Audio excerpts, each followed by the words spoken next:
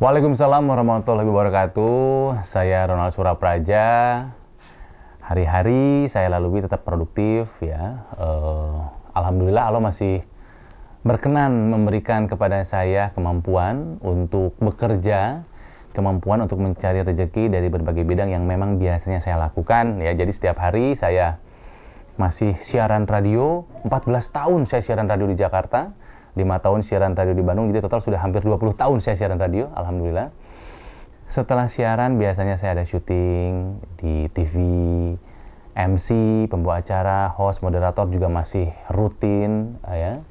Saya juga punya usaha juga. Saya masih suka menulis buku juga, menulis artikel-artikel buat media. Saya juga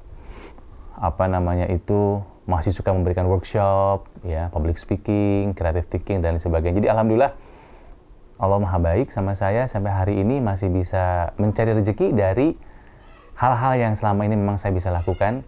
Jadi ada satu hal yang selalu saya syukuri adalah Allah itu kepada saya ngasih rezekinya dari satu suara.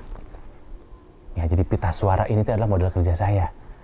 Ya, siaran saya bicara, syuting saya bicara, MC saya bicara, ngajar di kelas saya berbicara juga. Jadi kadang-kadang kalau udah lagi nggak kerja itu kan capek ya.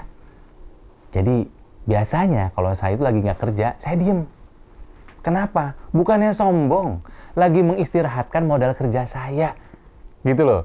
Ya, seperti misalnya supir ya, modal kerjanya kan mobil juga ada saatnya harus diistirahatin, ada saatnya harus diservis. Nah itulah saya. Jadi kadang ada orang yang suka menganggap salah, wah Ronald mah sombong. Bukannya sombong, kalau lagi nggak kerja kadang saya suka diem, mengistirahatkan modal kerja saya. Jadi punten kalau selama ini ada yang salah sangka, wah ini mah judes nggak mau ngajak ngobrol. Enggak, lagi istirahat, lagi nggak kerja, supaya nanti pada saat kerja saya fit lagi suaranya. Jadi alhamdulillah Allah terima kasih telah memberikan kepada saya banyak sekali kesempatan mencari rezeki dari suara saya, dari kemampuan saya mengolah kata. Itulah kesibukan saya hari demi hari.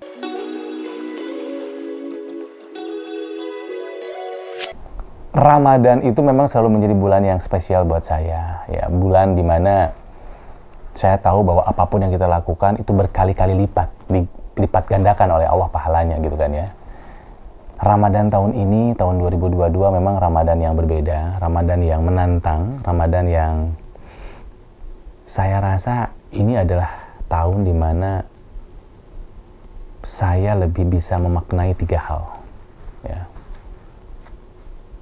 Saya memaknai bahwa ternyata di usia saya yang sekarang mau 45 tahun, saya semakin sadar bahwa saya ini bukan siapa-siapa, tidak punya apa-apa, dan tidak bisa melakukan apa-apa tanpa seizin Allah. Saya semakin sadar bahwa saya lemah, saya kotor, saya tak berdaya tanpa bantuan Allah. Saya semakin memaknai bahwa saya mah hanyalah wayang, saya hanyalah boneka, saya hanyalah makhluk, saya hanyalah hamba. Semuanya adalah ketetapan Allah. Allah yang menggerakkan saya, Allah maha sutradara, Allah yang maha mengatur segalanya. Sekarang saya semakin memahami bahwa apa yang saya lakukan, apa yang saya dapatkan, apa yang saya kerjakan, semua adalah Allah yang menggerakkan. Saya lagi belajar itu dan insya Allah semakin masuk ke dalam qalbu bahwa ya Allah, saya berserah diri kepadamu. Sok gerakan saya akan ikut, saya akan terima, dan saya akan percaya bahwa ini adalah yang terbaik. Jadi ya peningkatan Ramadan tahun ini sih memang paling drastis kalau menurut saya, bahwa ya seiring usia lah saya mau istilahnya apa ya, membayar kesalahan-kesalahan saya yang pernah saya lakukan. Mungkin ini adalah Ramadan terakhir saya. Saya tidak mau menjadi orang yang begitu-begitu saja. Dulu mungkin saya berpikir menyiapkan apa bekal untuk hidup. Sekarang saya berpikir saya harus menyiapkan apa bekal untuk mati. Jadi ya, doakan saya teman-teman. Mudah-mudahan saya menjadi orang yang lebih baik.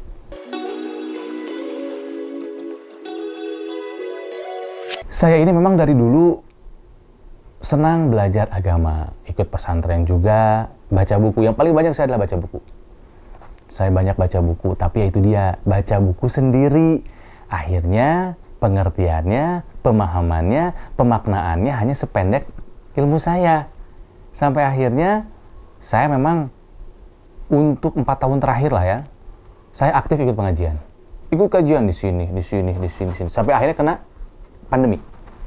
Pandemi membuat acara-acara keagamaan, pandemi kan jarang kan kajian kan. Daripada saya tidak belajar, ya saya belajar secara online. Apakah itu online yang memang ada di channel YouTube, atau memang online yang undangan, seperti di aplikasi Zoom. Saya banyak ikut kelas-kelas tasawuf, saya banyak ikutan kelas-kelas pengajian-pengajian dari banyak ustadz. Saya sendiri termasuk orang yang tidak terlalu ikut dalam pertentangan. Ini ustadz pro ini ustadz pro sana. Bagi saya, selama ilmunya bagus, saya akan ikuti kajiannya. Ya, banyak orang yang bilang ngaji jangan di YouTube dong. Pandemi, mau nggak mau, tidak bisa datang ke kajian, masa saya nggak belajar? Jadi akhirnya memang setiap hari, tidak ada hari yang saya lewatkan tanpa saya belajar kajian dari YouTube. Tapi karena sekarang pandemi sudah mulai agak longgar, saya sudah kembali datang ikut kajian. Sampai satu hari saya dalam sebuah tugas mewawancarai Dik Doang. Ya, kami berbincang mengenai ilmu tasawuf. Tasawuf adalah salah satu kajian kesukaan saya sejak dahulu. Kami berbincang panjang pada saat syuting dan pada saat di luar syuting. Sampai akhirnya Dik Doang, sahabat saya, bilang, "Ronald, sudah saatnya kamu punya guru. Sudah saatnya kamu punya mursyid." Dan sejak saat itu saya ikut pengajian Buya Arazi Hashim. Satu hal juga, saya sangat mencintai musik. Saya kolektor CD, piringan hitam, DVD, nonton konsernya, baju band saya banyak ratusan. Tapi seiring usia, berkurang intensitas saya menikmati musik dengan intensitas saya mendengarkan kajian, ceramah, atau mendengarkan murotal. Jadi 50-50 sekarang. Kalau dulu di mobil sambil nyetir, sambil duduk di mobil, pasti dengar musik. Kalau sekarang dengar kajian, Adi Hidayat, Abdul Somad, Abi Maki, Buya Arazi Hashim, gitu loh. Jadi sedikit demi sedikit keterikatan saya sama dunia saya kurangi. Tapi saya tidak mengharamkan musik, saya masih menikmati musik. Cuman tampaknya saya sudah mencapai suatu titik bahwa saya udah dapat semua kok. Menikmati dunia kan saya udah semua. Gitu kan, jadi setengah-setengah lah sekarang gitu kan ya, setengah-setengah untuk lebih belajar.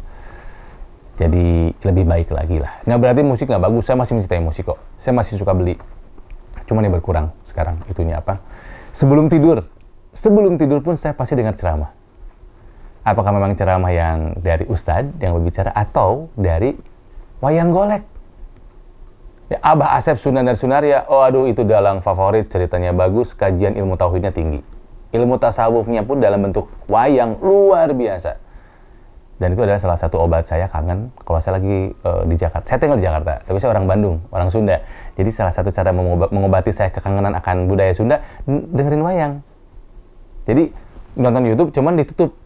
Saya tidur tapi pakai earphone gitu. Jadi sambil tidur tuh ya, saya harapannya ketika saya tidur, yang terakhir saya dengar, yang masuk ke pendengaran, ke otak, ke hati adalah ilmu-ilmu agama. Jadi itu, terus juga soal keagamaan ini juga kayaknya memang Allah lagi memberikan hidayah kepada saya belajar lebih banyak lagi, termasuk pandemi ini membuat saya punya waktu untuk lebih banyak di rumah. Kalau dulu kan sebelum pandemi kan keluar gitu, main gitu kan ya. Karena lebih banyak waktu di rumah, saya jadi lebih punya banyak waktu luang untuk berbuat lebih dari sekedar hanya untuk kerja, siaran radio di rumah ataupun online. Sampai akhirnya saya lebih banyak lagi baca buku, dan ada ide waktu itu, saya sholat Jumat, waktu itu masih boleh sholat Jumat ya, sebelum di lockdown gitu. sholat Jumat saya tuh pengen gaya gitu. Oh, masa ketemu yang maha gaya saya nggak keren gitu kan ya. Jadi saya pengen gaya pakai apa ya gitu. Saya kepikiran kalau sholat Jumat tuh pengen paling keren dan beda sama orang lain. Pakai celana tampak nggak sopan, pakai sarung saya suka nggak rapi. Akhirnya saya bikin celana sarung. Karena saya suka sama kain-kain Nusantara, tenun, batik atau lurik, jadi saya ke pasar Majestic, beli batik, terus saya ngejahit sendiri ke tukang jahit. Pengen bikin celana sarung, tapi ada batiknya, gitu kan ya. Saya bikin. Terus atasnya saya nggak mau pakai baju koko, baju koko yang lain juga pada bikin baju koko, gitu kan ya. Saya bikin baju menyerupai baju koko, kerahnya berdiri, tapi pakai batik, pakai lurik, gitu kan ya.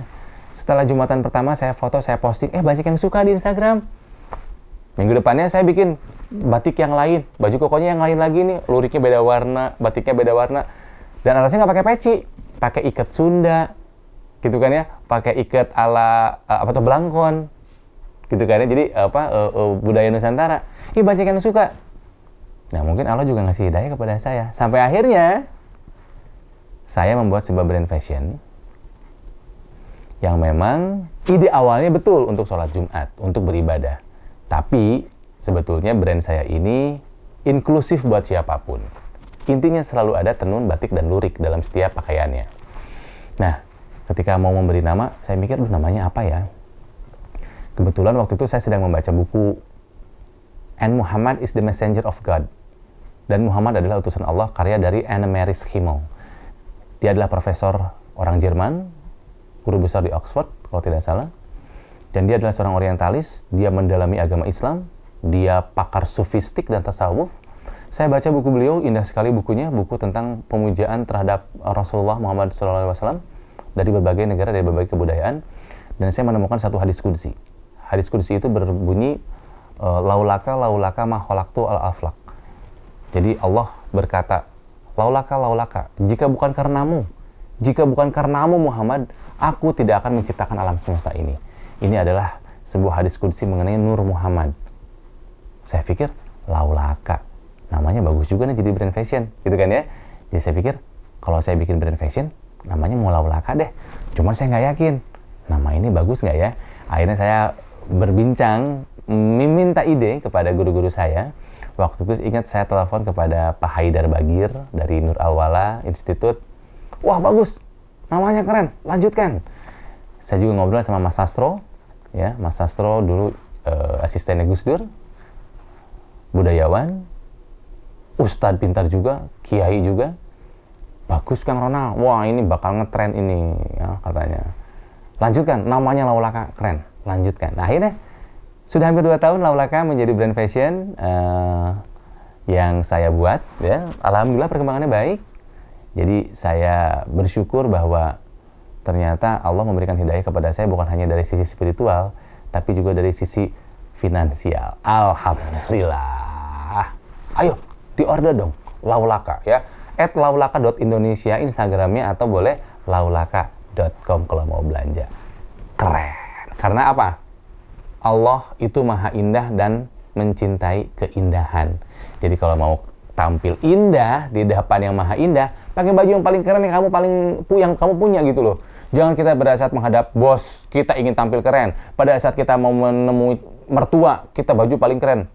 Mau ketemu Allah kok bajunya asal.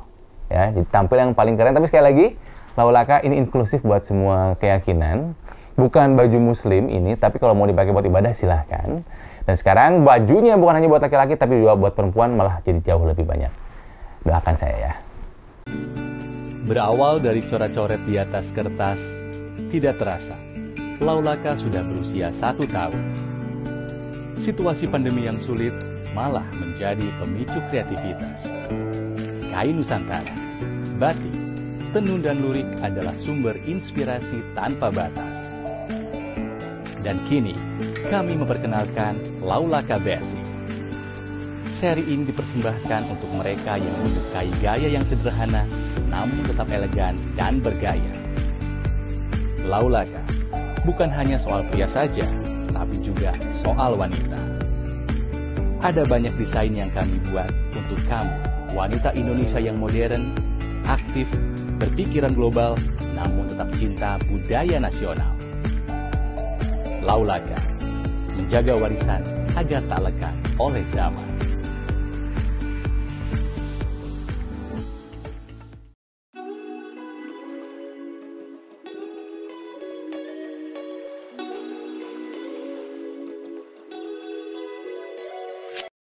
Laulaka ini tidak akan terjadi tanpa bantuan sahabat saya, namanya Tommy. Ketika ide ini muncul, saya bilang, Tom, saya punya ide nih, pengen bikin brand fashion, namanya Laulaka, konsepnya memadu-madankan aplikasi kain Nusantara. Oh, ayo kita bikin bareng. Kami jalan berdua.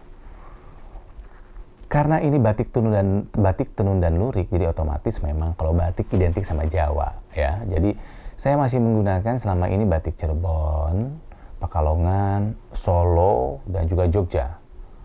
Ya, begitupun tenunnya, tenun dari Klaten ataupun Jogja. Luriknya gitu kan ya. Tenun juga masih dari Jepara, dari Kediri gitu kan ya. Kalau tidak pandemi, saya mungkin sudah keliling Indonesia.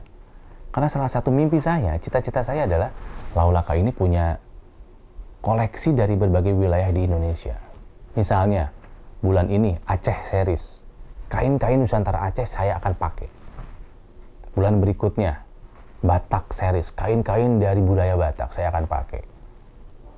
Papua series, Toraja series. Apakah memang kainnya yang berasal dari sana atau minimal motifnya? Tapi pandemi ini memang membatasi gerakan saya. Cuman satu demi satu sudah saya wujudkan. Jadi ada, meskipun belum banyak produknya, tapi kalau yang motifnya Jawa sih sudah banyak ya. Coba kan Indonesia lebih dari sekedar Pulau Jawa gitu kan ya. Jadi sudah ada satu desain dari batik Papua Prada, motif batik Papua Prada, dan memang kainnya saya dapatkan dari Papua, dari teman saya yang berkunjung ke sana. Sudah kami buat, responnya pun bagus. Nah ini jadi semakin tertantang. Malah sekarang saya lagi mau mengeksplor Indonesia Timur. Saya lagi mau mengeksplor Indonesia Timur karena kain-kain Indonesia Timur indah-indah sekali, kainnya maupun motifnya. Ya, jadi mudah-mudahan pandemi selesai, saya bisa keliling ke Indonesia Timur. Saya akan eksplor karya-karya saya dengan menggunakan kain dari Indonesia Timur. Termasuk satu hal, selama ini memang untuk aplikasi batiknya yang sudah ada. Saya tinggal beli atau order yang bikin orang lain, lalu saya aplikasikan. Sekarang saya mau menaikkan karya saya menjadi lebih personal. Saya lagi belajar membatik di Solo langsung. Ya, jadi ada sahabat saya master batik, tapi batiknya batik kontemporer, batik tulis. Nanti itu akan dipakai di baju-bajunya Laulaka. Jadi betapa personalnya karya itu, kenapa? Batiknya saya yang buat loh. Bukan batiknya kamu bisa temukan di Pasar Klewer, bukan batiknya kamu bisa temukan di Kampung Trusmi, bukan. Batiknya hanya ada di Indonesia, satu itu aja. Kenapa? Saya yang buat. Gitu, jadi ya, ternyata menyenangkan, nambah ilmu, nambah saudara, belajar ilmu bisnis, mengembangkan pasar, belajar marketplace, belajar mempromosikan. Impian saya Laulaka bukan hanya diterima di Indonesia, tapi juga tembus pasar internasional, karena saya yakin bahwa produk saya bisa sangat bersaing dengan produk-produk lain, merek-merek luar ya. Dan harapan saya juga akan lebih banyak lagi yang mendukung usaha saya ini gitu kan ya. Karena saya pengen baju saya itu dipakai sama Pak Jokowi, dipakai sama menteri-menteri gitu Pak. Wah Pak, amin, amin. Mudah-mudahan bapak-bapak pejabat itu bisa menggunakan Laulaka. Amin, doakan teman-teman ya. Atau mungkin menteri-menteri yang ada di G20, presiden-presiden, perdana menteri pakai baju Laulaka. Amin. Suatu hari nanti saya yakin baju saya dan tim di Laulaka akan go internasional. Yakin saya.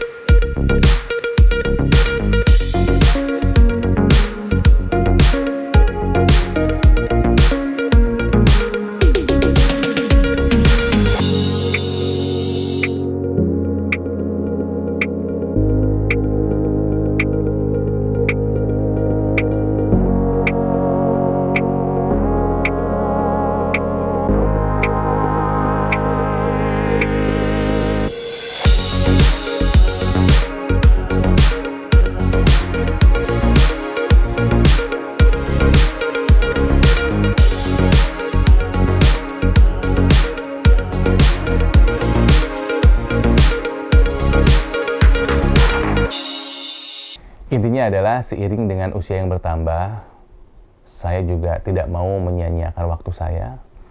Allah masih memberikan kepada saya nikmat iman dan Islam, nikmat usia, nikmat kesehatan. Ya, jadi saya tidak mau menyia-nyiakan itu. Saya tidak mau meninggalkan dunia ini tanpa bekal yang cukup. Ya. Setiap orang punya kesalahan, tapi setiap orang diberikan kesempatan oleh Allah untuk merubahnya. Setiap penjahat punya masa depan, sama seperti ahli agama pun punya masa lalu. Gitu kan ya. Jadi harapan saya semoga di usia saya yang masih ada ini, Allah memberikan saya hidayah, Allah meridhoi dan merestui usaha saya untuk menjadi hambanya yang lebih baik. Karena ya siapa lagi yang mau menyelamatkan diri kita sendiri nanti di kehidupan berikutnya kalau bukan kita sendiri. Mudah-mudahan apa yang saya share ini bermanfaat buat teman-teman yang menyaksikan. Doakan saya, kita sering doakan lah ya, semua kita menjadi orang yang lebih baik. Dan semoga saya dan teman-teman yang menyaksikan bisa berjumpa nanti di surganya Allah bersama-sama. Amin. Assalamualaikum warahmatullahi wabarakatuh.